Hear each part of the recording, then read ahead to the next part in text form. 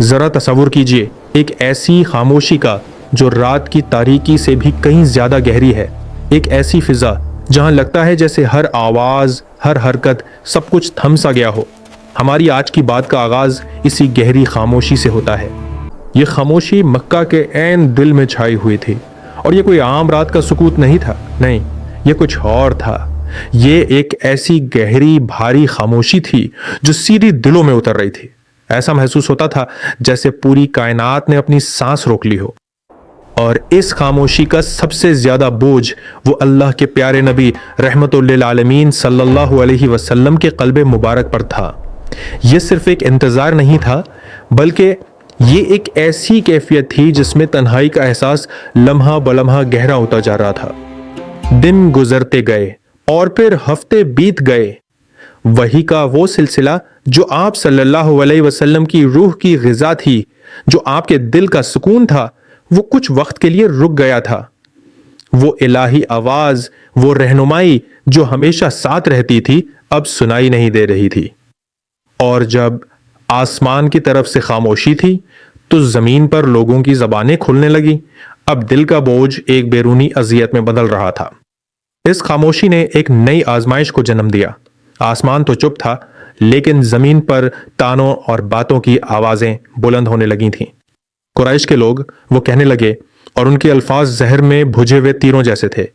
وہ کہتے، محمد کے رب نے اسے چھوڑ دیا ہے۔ یہ صرف الفاظ نہیں تھے، یہ تمسخر تھا، یہ انکار تھا۔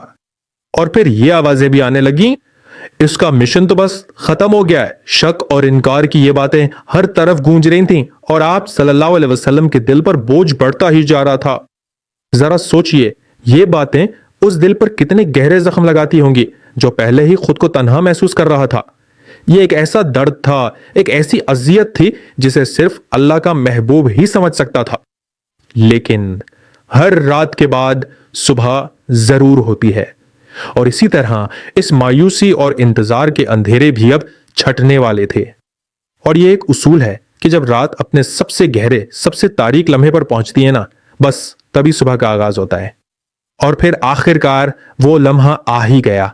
آسمان سے جبرائیل علیہ السلام تشریف لائے، اور اپنے ساتھ وہ الہی کلمات لائے جنہوں نے اس طویل گہری خاموشی کو ہمیشہ کے لیے توڑ دیا۔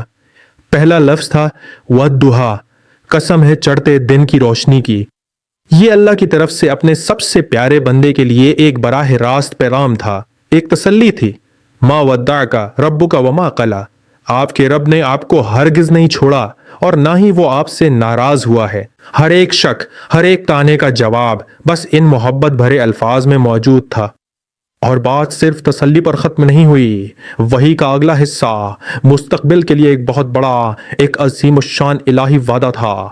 وَلَلْآخِرَةُ خَيْرٌ لَكَ مِنَ الْأُولَىٰ، اور یقیناً آپ کے لیے ہر آنے والا دور پچھلے دور سے کہیں بہتر ہوگا۔ یہ صرف دلاسا نہیں تھا، یہ ایک ابدی وعدہ تھا کہ ہر مشکل کے بعد آسانی ہے، اور ہر آزمائش کے بعد فتح ہے۔